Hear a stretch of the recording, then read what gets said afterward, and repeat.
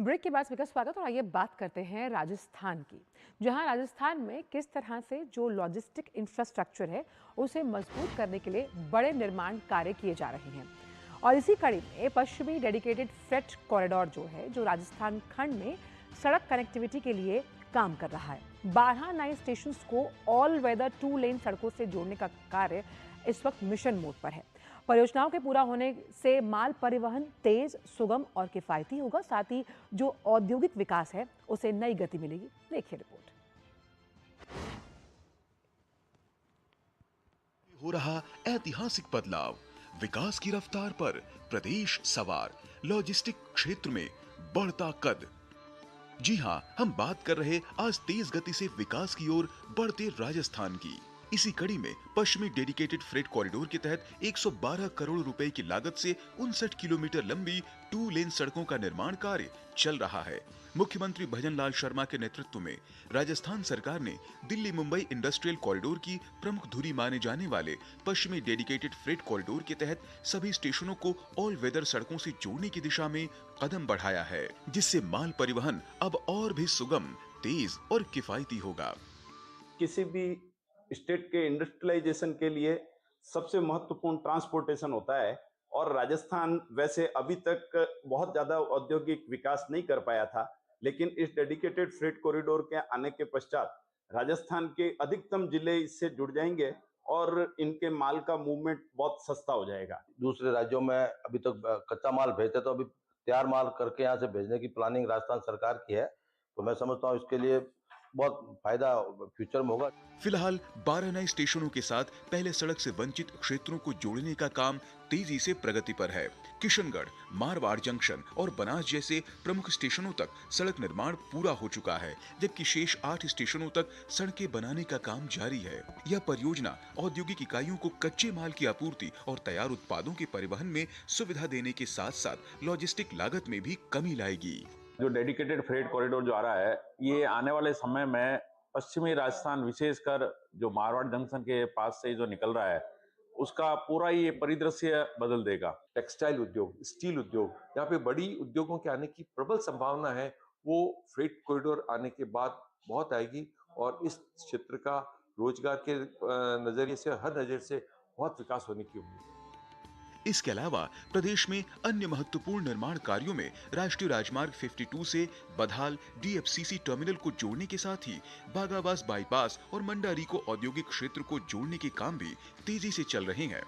वहीं 1504 किलोमीटर लंबे पश्चिमी डेडिकेटेड फ्रेट कॉरिडोर का 564 किलोमीटर हिस्सा राजस्थान से होकर गुजरता है, जहां 18 नए फ्रेट स्टेशन विकसित किए जा रहे हैं। बहरहाल राजस्थान की औद्योगिक प्रगति को नई दिशा देने वाली इस परियोजना से प्रदेश के विकास को गति मिलती नजर आ रही है।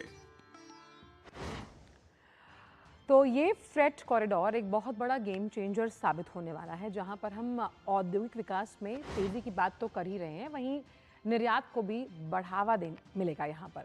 और कैसे जो तमाम कृषि उत्पाद हैं उनकी पहुँच को और कुशल बनाया जाएगा, जो तमाम प्रमुख बंदरगाह हैं यानी कि पोर्ट्स हैं उससे जोड़ा जाएगा। साथ ही साथ जिस लॉजिस्टिक्स की लगातार बात की जा रही है उसकी लागत में कमी आएगी और आर्थिक विकास को गति मिलेगी। अब इस फ्रेट कॉरिडोर से जिस नई क्रांति का जिक्र हम कर रहे हैं उसमें एक्सपोर्ट के बढ़ावे के साथ साथ, क्योंकि इसकी कनेक्टिविटी को पुरजोर तरीके से जोड़ा जा रहा है। जो जब भी प्रधानमंत्री किसी मल्टीलैटरल फोरम पर जाते हैं उनकी कोशिश होती है कि कैसे किसी देश की प्रगति को आंका जाता है, जिसमें आपका जो इंफ्रास्ट्रक्चर है और आपकी कनेक्टिविटी और नेटवर्क का एक पूरा ताना बाना है वो कितना मजबूत है। हमारे साथ जयपुर से जुड़ रहे हैं इस वक्त लक्ष्य आर्य। लक्ष्य, हमने आपकी रिपोर्ट देखी और खास तौर पर ये फ्रेट कॉरिडोर कितना बड़ा युगांतकारी कदम साबित होगा जब हम औद्योगिक विकास के साथ साथ बात करते हैं निर्यात को बढ़ाने के लिए। आंचल, मुझे लगता है कि केंद्र के समन्वय के साथ में राजस्थान न केवल विकसित राजस्थान बल्कि विकसित भारत की नींव गढ़ रहा है और उसमें अर्थव्यवस्था के साथ में जो औद्योगिकरण है वो एक अहम भूमिका निभाता है, ये हम सभी जानते हैं।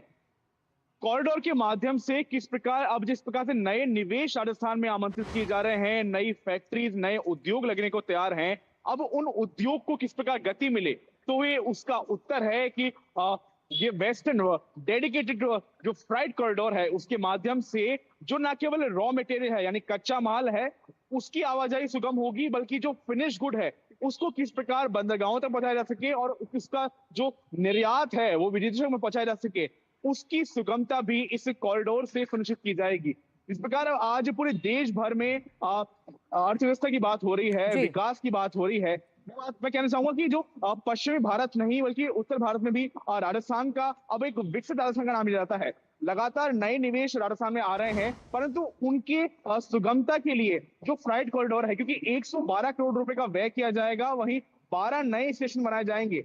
और जो अहम बात है आंचल यहाँ की, 12 स्टेशन वो हैं जिन पे राज्य सरकार लगातार काम जी। कर रही है। और वहाँ इसी पे नई विकास फैक्ट्री को लगाई जब जाए, हम नए उद्योग लगाए आर्थिक जाए। सशक्तिकरण से जोड़ते हैं तो रोजगार के भी नए मोर्चे सामने आते हैं और कैसे एक अलग ही स्वरूप निकलकर सामने आएगा राजस्थान का। बहुत बहुत शुक्रिया लक्ष्य इन तमाम जानकारियों को मुझे साझा करने के लिए। और आइए अब आपको लिए चलते हैं उत्तर प्रदेश, जहां बात हम करने वाले हैं